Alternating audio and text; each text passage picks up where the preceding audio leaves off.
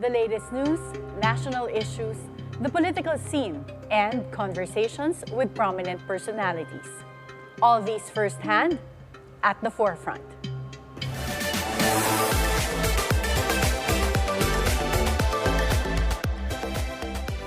Good morning.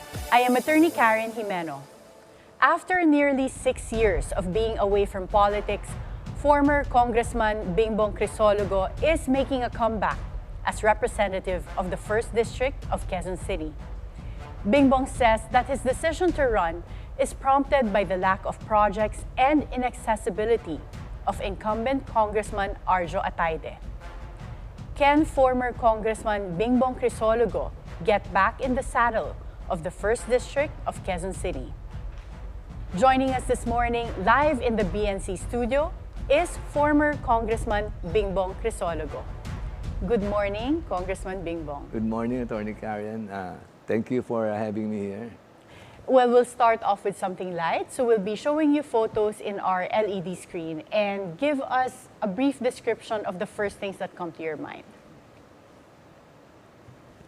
Oh, that's my father. And your father was in politics for a long time. Yes, the late Congressman Crisologo. He was a congressman in the province of Ilocos Sur, 1st District for 25 years. 25 years? Yes. And At the same time, my mother was also the governor at that time. 8 sabay years. Po sila. Were you inspired to become a congressman because of your father? Well, perhaps, no? I think that's already a tradition. Pagka-engineer ang tatay mo, engineer ka rin. Pagka-attorney tatay, attorney. Pagka-doktor, doktor ka rin. Siguro because I grew up in politics since I was young. And in one word, how would you describe your father's personality? Well, he was a patient man, statesman, at talagang he worked for the people.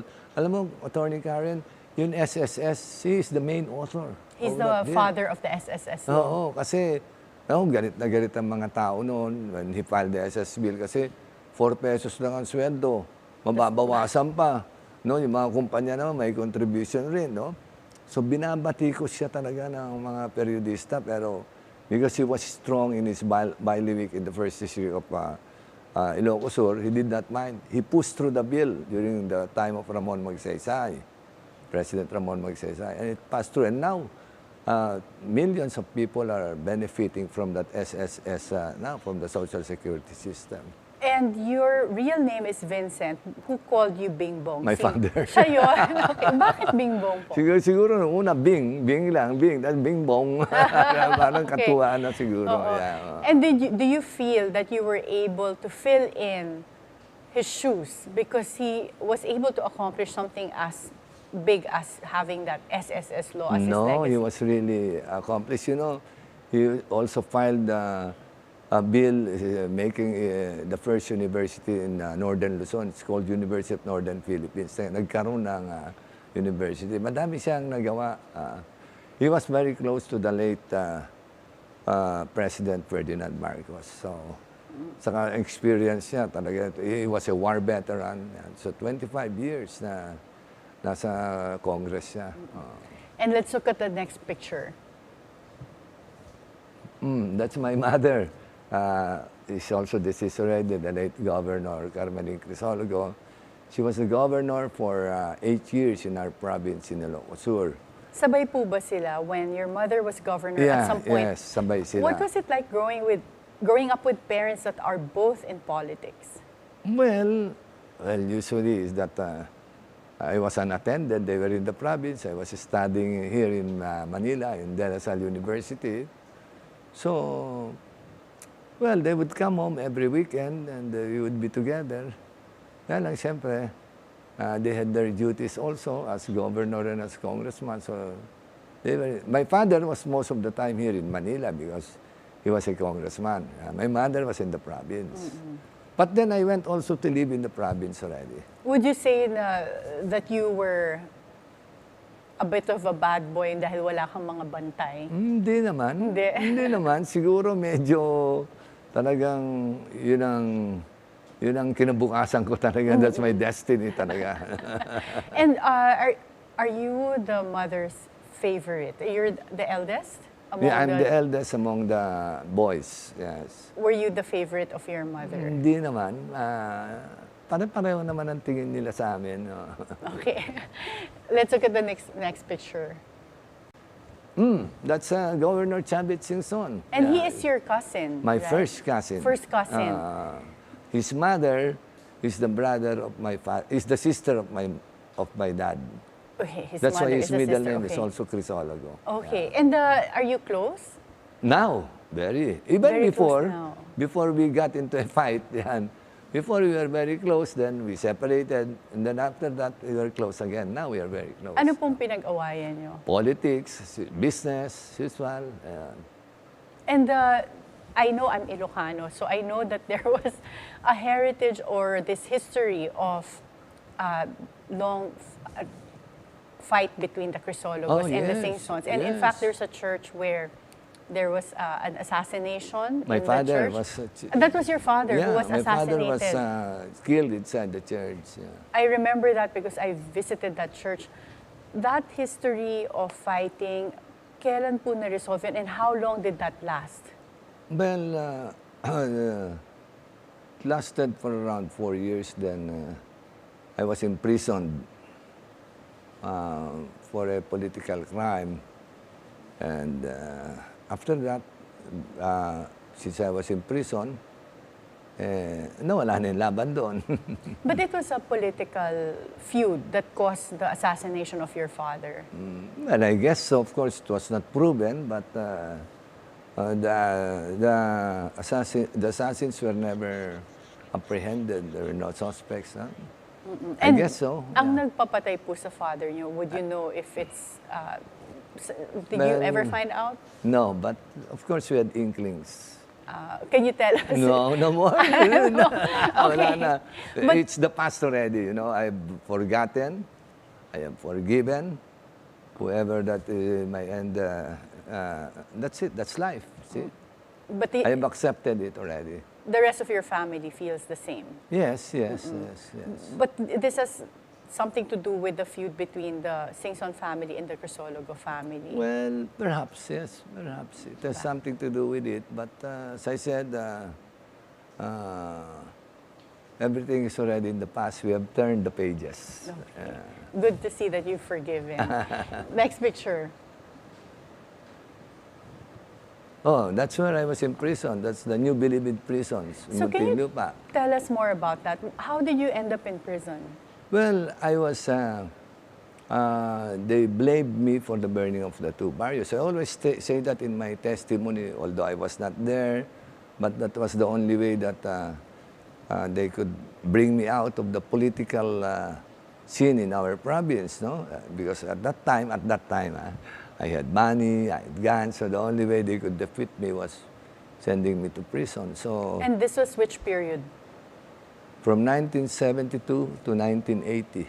So during Ferdinand Marcos Sr. Yes, But during- Ferdinand Marcos Sr., you mentioned, was very close to your dad. Yes. So how could you go to prison when your father is friends with the president? Well, the president did not intervene because I guess he was really a good president that he just wanted justice to go on. Although of course, I claim that I was not there and justice was not done on me because I did not know anything about those burnings. But he just kept his hands off.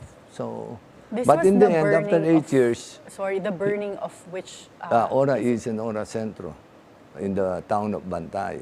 those are... What? Hundreds of houses were razed to the grounds and thousands were rendered homeless. So mga houses of structures, kasama mga But houses of... actually, it was a fight between two small barrios there, and I was blamed for it, no? Because the people living in one barrio were my followers, and those people living in another barrio, another barangay, were the followers of our opponent, and they were fighting each other. But despite all the money you had at that time and you were an incumbent politician, you were not able to use that to prove That's yourself what as I not always guilty. say in my testimony when I give, which I give in the Life in the Spirit seminar. What the Lord is saying there when that incident happened is, you may have all the money, you have all the guns, you may have all the power, but without me, you are nothing. And you were in prison for 8 years? 8 years and 6 months. And it was President Marcos who, the father of the incumbent president now, who pardoned me. Did your parents intervene at that time No, to my ask for father pardon? was already dead at that time. So We were no longer in power. you were no longer in power. And Yes. how were you able to get a pardon? That's what I always say in my testimony. Nobody was following it up, but all of a sudden it came out. And perhaps because I met the Lord inside prison in the Catholic Charismatic Renewal. And I made a covenant with the Lord that if I ever come out before 1981, I would serve Him. So I would serve Him through our community, the Love Flag Catholic Charismatic Ministry, for so many years. But then I was inspired by the Word of God, which says, as long as you did it to the least of my brethren, you did it for me. Okay. And I felt that I could do more. And the we'll least go of the to Lord. that. Let's look at the next picture. Yeah, This is what you yeah. were discussing Yes, already. the Love na- Flag. We have several chapters up to now, around we have around 60 to 70 chapters, but it's a very quiet community. And you were the founder Yes, of yes, Love we- Flock. But from what we have seen in our research, Love Flock really reached even abroad. Yes. So as a founder, this grew to how many members? We have around 60 chapters. We have in Rome, Italy. We have in Hong Kong. We have in Davao City. Here in Manila, we have in Pangasinan, in Pampanga. It's around 60 chapters. But I never use it for any other purpose but just to preach the Word of God. Even when I was a candidate for congressman, and even when I ran for the Senate, in the first election for the Senate in our country after Marshall, I never used our community. You preempted my question because a lot of people tend to have a following that they can use for politics. And even politicians go to people who have a church or some sort of religious following to get block voting. So you never have used Love Flock for that. The members of our community can always say that whenever I shared with them or I was preaching, I would not even say that I was a candidate. I just shared the Word of God, that's all. Because, what is God is God, it's the people. So I never use it. And let's look at the next picture. This is your life story. Yes, yes. It's entitled Bingbong, the Vincent Crisologo story.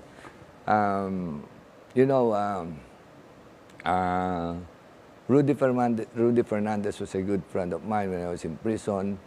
He used to come and visit me, and whenever he was shooting, he was always inside my cell. He would rest there.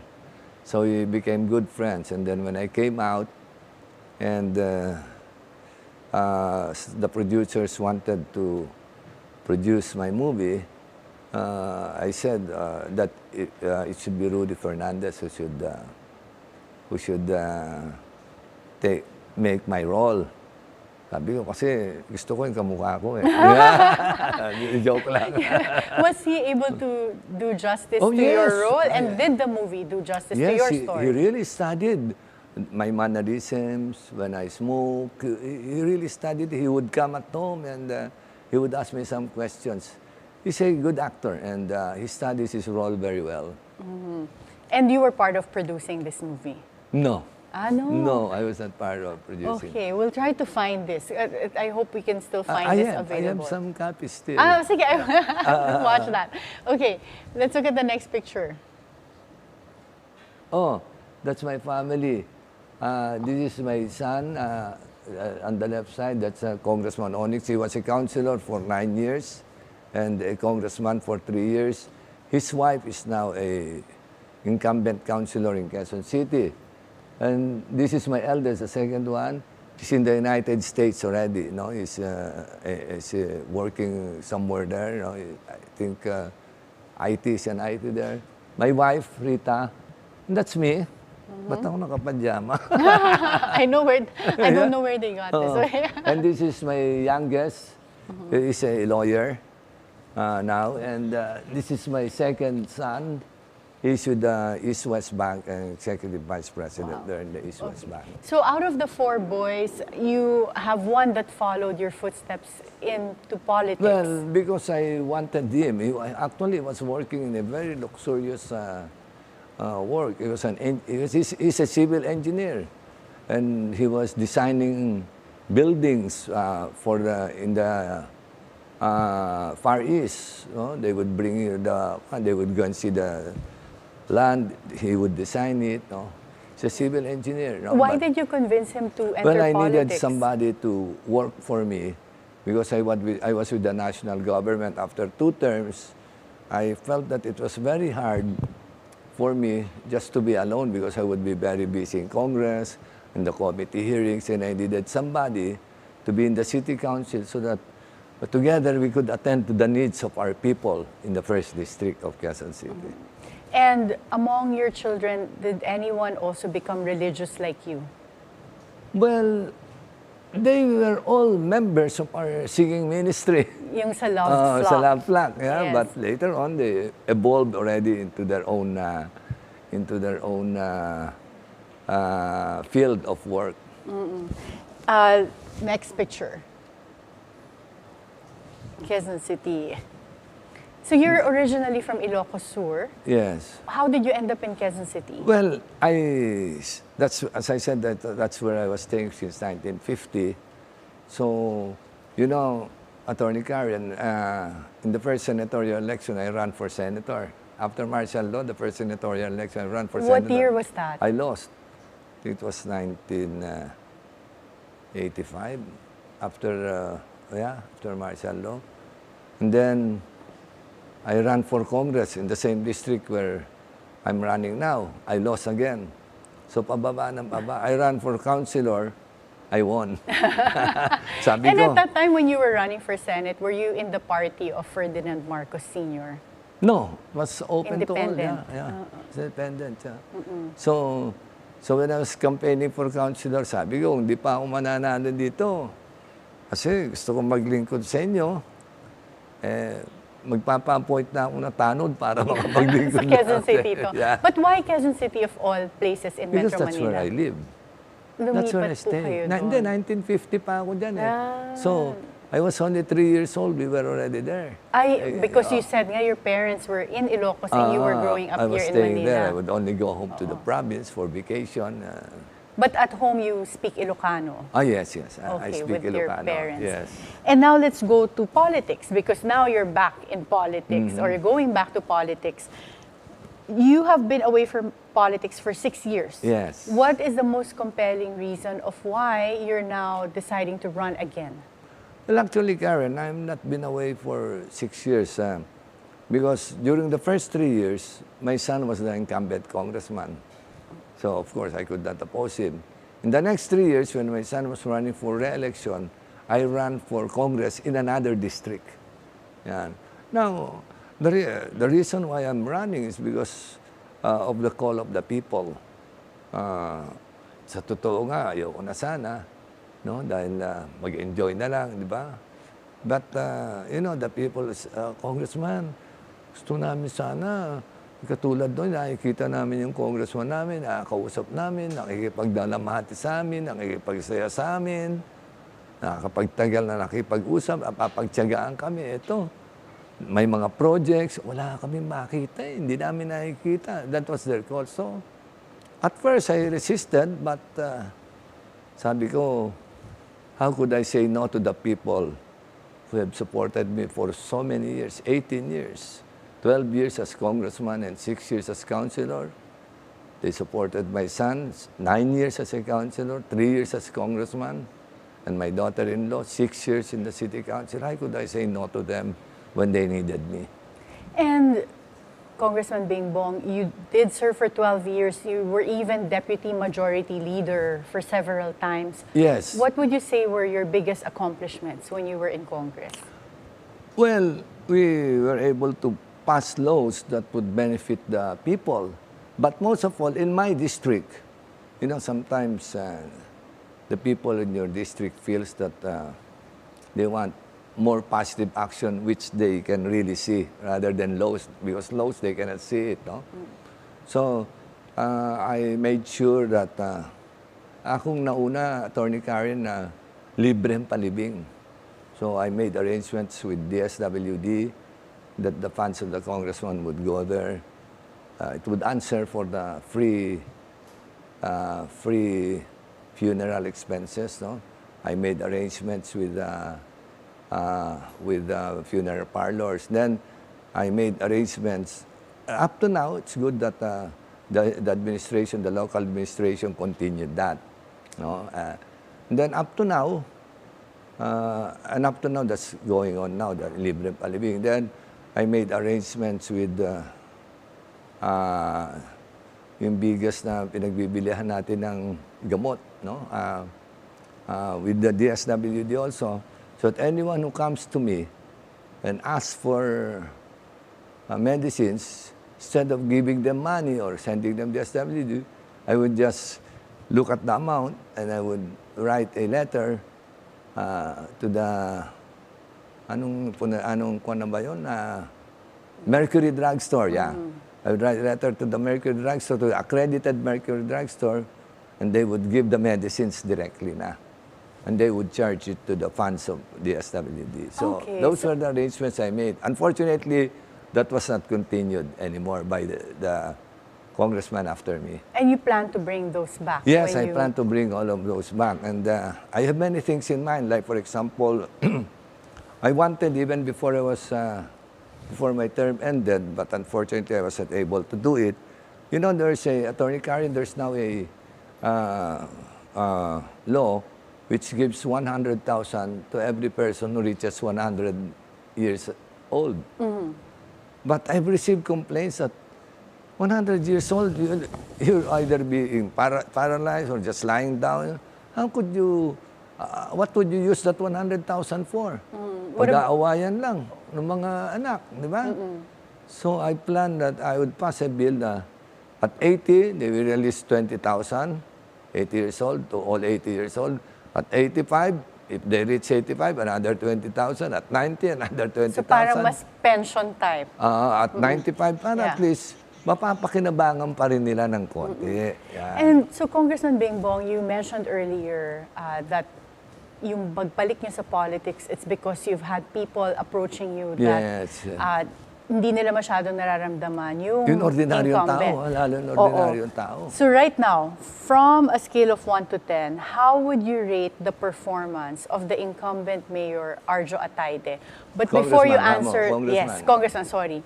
But before you answer that question, we'll have to take a short break. At the Forefront, we'll be right back.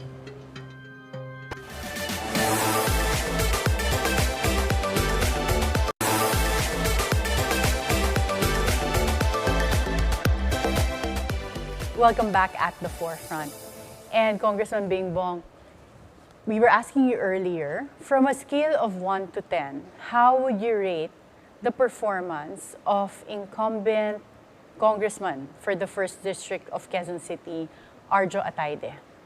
Perhaps I would rather that I do not answer that, Attorney Karen, because that would be biased, no? Since I'm running against him, no?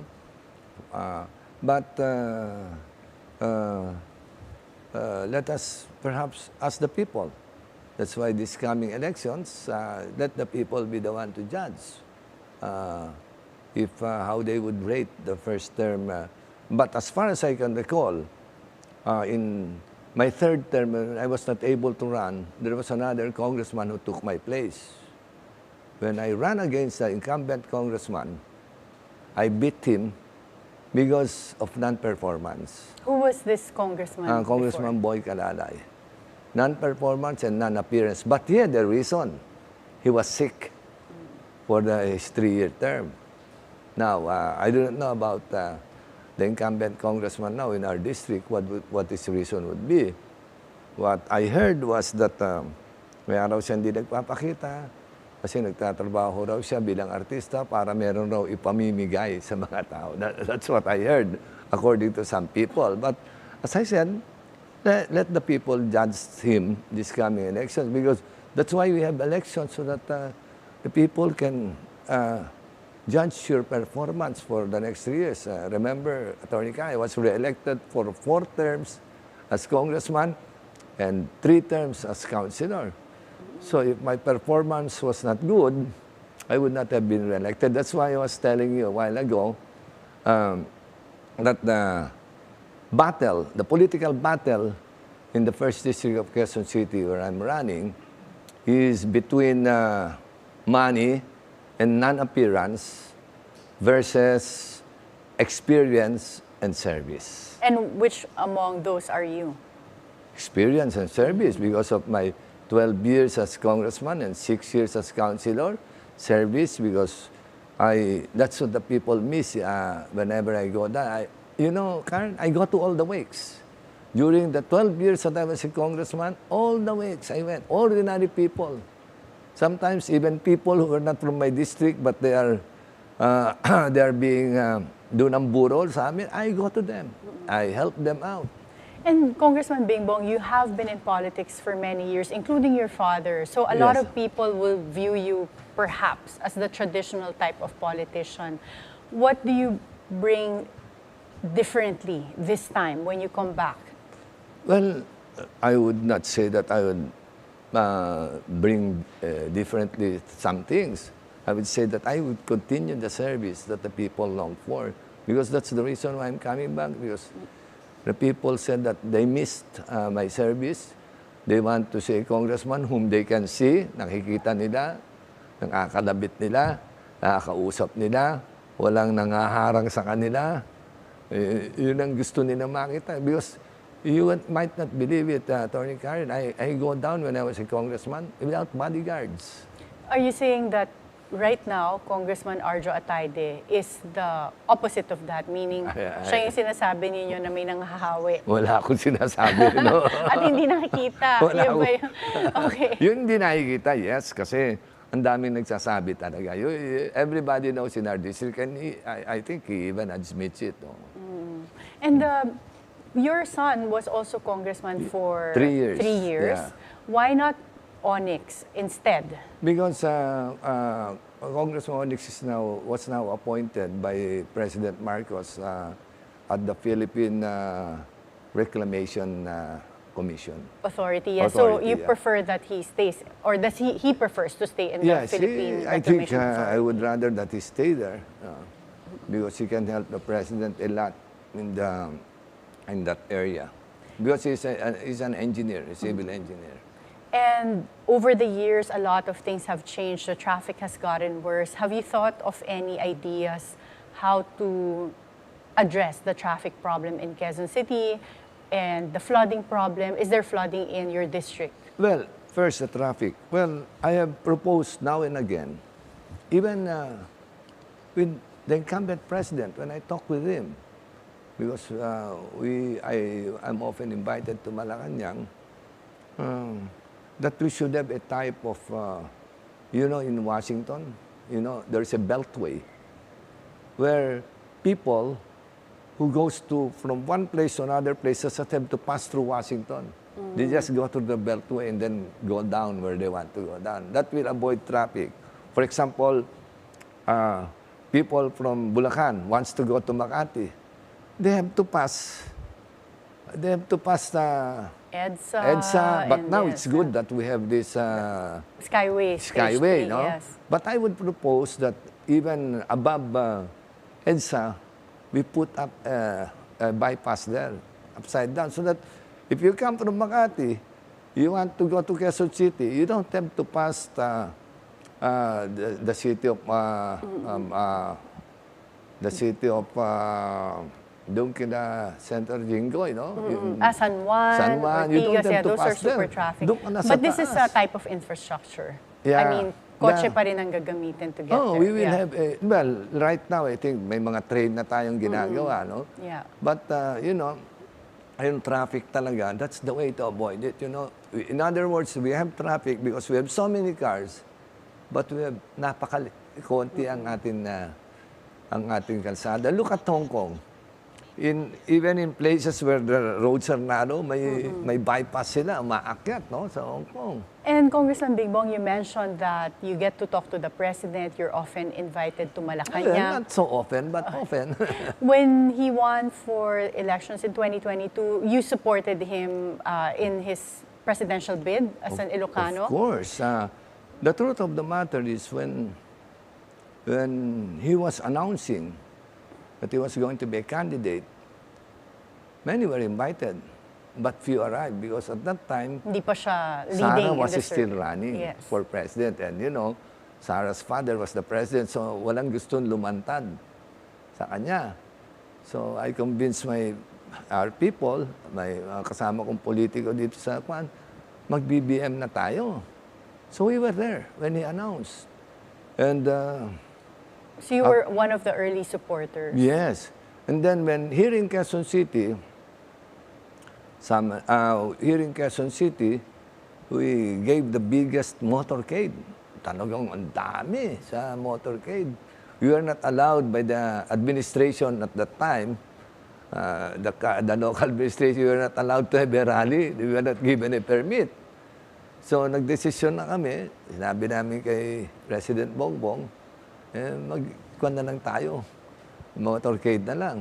Umayag daw. So nag-motorcade na lang kami. Ang daming tao talaga. So considering you were one of the early supporters, did you get offered a position in the government when President Bongbong Well, Marcos he won? offered me.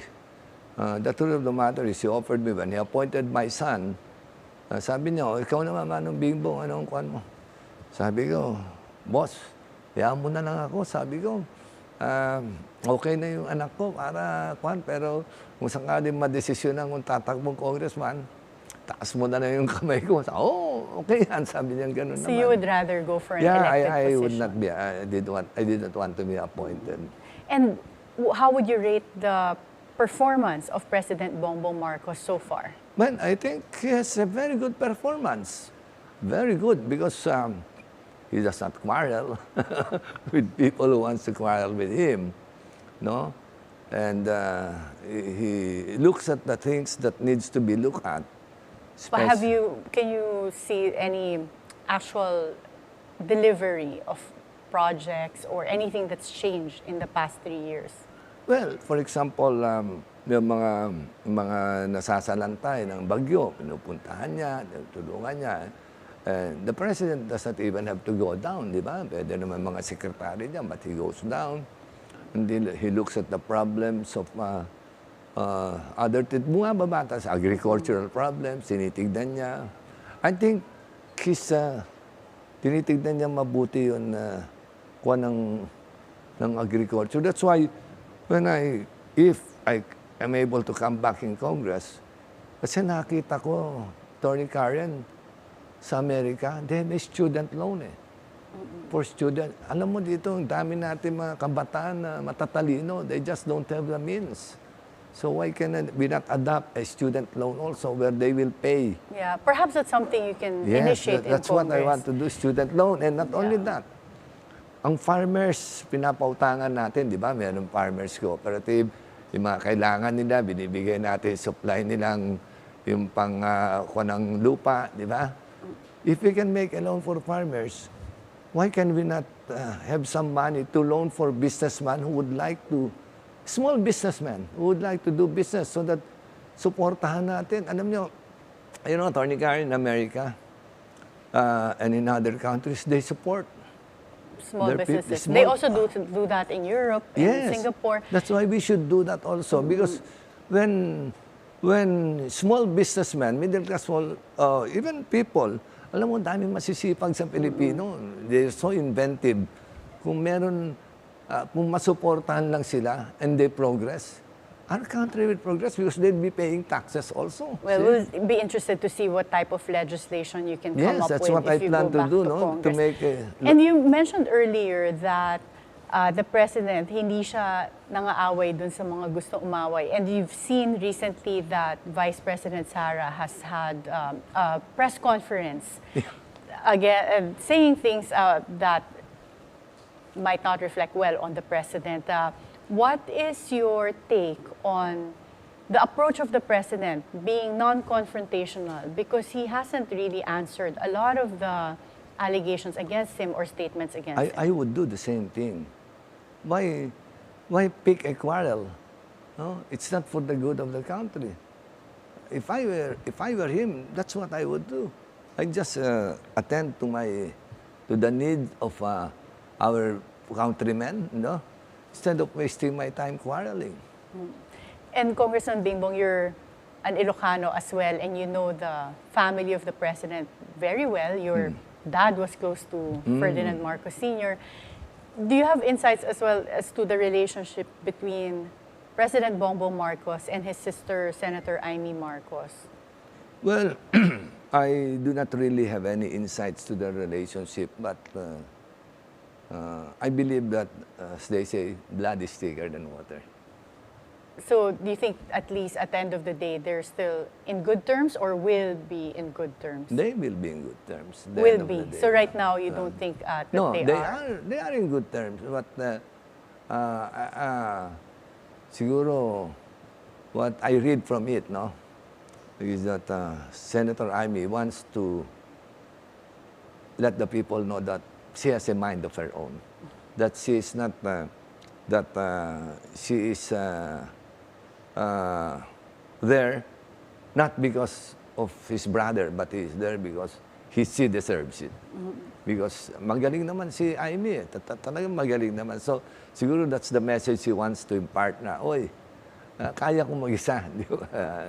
Pero hindi naman siya galit kay Presidente. Yun ang basa ko. You just want to impart the message na I can do something because I'm the senator, not because I am the president's sister.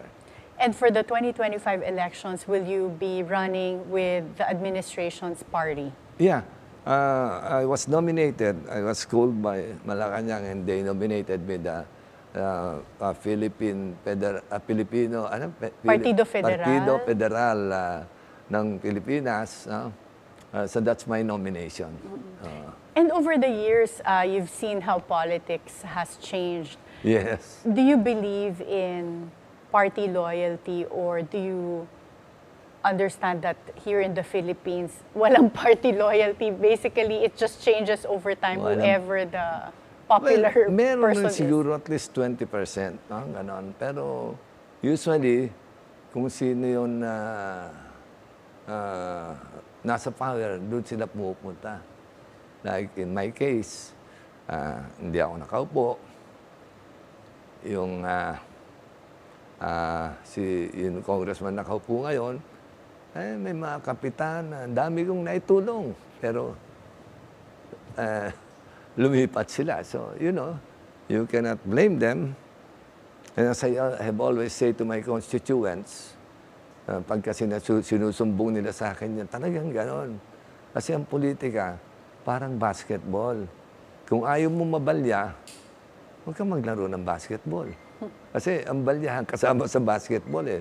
Sa politika, gano'n rin. Pagka nagbago sila ng pananaw, lumipat sila, kasama sa politika. Kung ayaw mo maganon, huwag kang pumasok sa politika. And for you, over the years, hindi po kayo napagod? Because of politics, it sounds like you were imprisoned for 8 years as a type of way to take you out of politics. You haven't thought of just not being involved in politics anymore. You have a successful ministry. Yes. In religious ministry. So what keeps you going in politics? Well, I love serving people. Even in the ministry, that's one of the reasons why I decided to go back to politics. Because when I was in the ministry, people would come to me and they would see that I still have some friends in the administration. And they would come to me to ask for help, and I tried to help them. So when I prayed to the Lord, sabi ko, Lord, ginagamit mo rin ako sa ganon. Bigyan mo na ako ng katungkulan para mas makakatulong ko. Because that's what you said. As long as you did it to the least of one of my brethren, you did it for me. I can do more for the least of your brethren, Lord, if I am empowered as a congressman. I said, that's why I ran. Well, today, the Quadcom hearings will start. And this Quadcom hearings, of course, is right now addressing POGOs, extrajudicial killings, dangerous drugs. If you were still in Congress, would you have been actively taking part in the Quadcom hearings? But before you answer that question, we'll have to take a short break. At the Forefront, we'll be right back.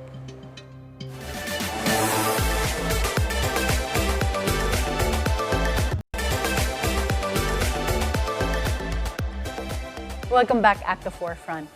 Congressman Bingbong, as someone who had served Congress for a long time, what is your opinion of the Quadcom hearings, and would you have actively participated in these hearings if you were still congressman? Yes, I would be actively participating in that because, that is for the country to see and investigate what is happening. But perhaps if I was there, I would refrain from using that, ikukuha kita, contempt kita. Kasi, because you're lying. Because, who are we as a congressman to judge if a person is lying or not? Sometimes you may see one side of the coin, but they might see the other side of the coin. So, we would use that contempt charges, but I would refrain it siguro. Konting kwan lang, contempt na. Oh, why are you smiling? Ganun bang, parang dapat medyo i-temper nila ng konti. But I would participate there. And do you think, well, you've been in Congress for a long time, so you've seen also, kilala mo naman mga kasama mo doon. Minsan may grandstanding. Do you think that some of the hearings, they border on grandstanding or bullying? Well, there are some, but not all.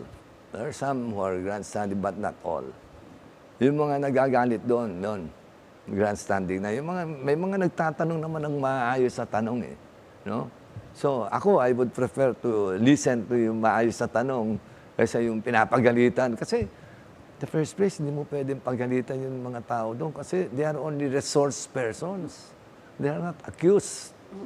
So, pwede mong tanungin. Do you think you're telling the truth when you say that this is... Ganun lang, pero do you think you're telling the truth? Nakakabigla eh. So sabi ko, pero mga iba, there are more congressmen who really, yung talagang nagtatanong, talagang ginagamit nila yung Quadcom para makita ang katotohanan nila. And your father was in Congress at that time or that era where they say that the congressmen were statesmen. Oh, yes. Have you seen the changes talaga over time? Ibang-iba. Wala na tayong mga likes sa mga Osmeña, not even me, I could not follow them. They were really statesmen, talagang very diplomatic pa. Do you think we can go back to that era? Only time will tell, Atty. Karen, if we can go back to that era. It would be beautiful if we could go back to those kind of politics. So now we're going back to something lighter. I'll Yes. give you choices since you're a resident and former congressman of Quezon City and also an Ilocano. This has a lot to do with that. Just quick choices between Yes. two options. No need to explain. Yes. So first, Trinoma or SM City North EDSA? Trinoma. Soler North or Seda Hotel? Soler North. Balintawak or Dapitan Market? Balintawak. La Loma or Banawe? La Loma. Santo Domingo Church or Lourdes Church? Santo Domingo Church. Ilocano or Tagalog? Ilocano. Pinakbet or Bagnet? Bagnet, of course. yun. Yes. Ferdinand Marcos Sr. or Bongbong Marcos Jr.? Ferdinand Marcos Sr. President Rodrigo Duterte or Vice President Sara Duterte? Neither. Sandro Marcos or Matthew Manotoc? Sandro. Sayang wala explanation. I'm so curious to find out. Eating out or dinner at home? Eating out. Road trip or staycation? Road trip or staycation? Staycation. Ibig sabihin, you'll just stay in a hotel in the city. Road trip, okay. And If you get elected as congressman of the Quezon City 1st District, what will you offer your constituents that you haven't been able to give them in your past terms as congressman? Well, first, what I haven't given them. Yes. Well, first, of course, I will give them what I was giving to them, the real service. No? And second, since nung panahon namin, wala pa yung AIX, wala pa yung ito pa, 1 year ko lang naabutan my last term. So siguro, I would like to examine how we could really give that to the people. Kasi, alam mo, hindi nabibigyan lahat, Atty. Karen. Yun ang problema So even now with AIX is this cash assistance that is made through DSWD. Yeah. But are you saying that yung kung hindi ka part of the majority or parang may politics pa rin hindi nabibigyan lahat? At saka hindi. Not only part of politics, no? But it's not enough. Oh, you mean not sufficient yung It's not funds? sufficient enough. Okay, so That's why in my last year as a congressman, when Tupad came out, meron akong for 20,000 people. Pero ilan ang butante sa distrito namin who are in need? No? We have around 180,000 voters. 20,000 lang. Di pagka namigay ka, sana all. Alam mo na, sana all, di ba? So what I did is I just gave it to my assistant. Ikuan mo na. Sabi ko, i-distribute mo na among sa nangangailangan. At least, kung meron di makakatanggap, hindi ako may kasalanan siya. Unfortunately, yung assistant ang pinagkatiwalaan ko, pinagkwartahan naman niya. So, when you are able, if you are able to go back I would to try to Congress, do something about that so that everybody can get. you mean assistance that reaches everyone? Yes, it reaches everybody. And I would like to find a way wherein it will not be used for political purposes or it would not be used as a weapon. Kasi doon, pagka-identified ka sa kabila, huwag na yung bigyan. Yun ang problema. It's being weaponized and politicized. Thank you so much, Congressman Bingbong Crisologo, and good luck with the upcoming elections. Thank you, Atty. Karen, for having me here. Former Congressman Bingbong Crisologo is returning to politics because he thinks that the legislative pursuits he started in Quezon City 1st District have been disrupted due to inactivity, depriving the people of the public service they deserved. While he is not getting any younger, Congressman Bingbong believes he still has plenty of passion and enthusiasm left to serve Quezon City again. Be timely informed, be insightful of the news. Always stay at the forefront. Join us again tomorrow for meaningful conversations that will help you form an objective personal opinion. This is Atty. Karen Jimeno. Thank you for spending your hour with us.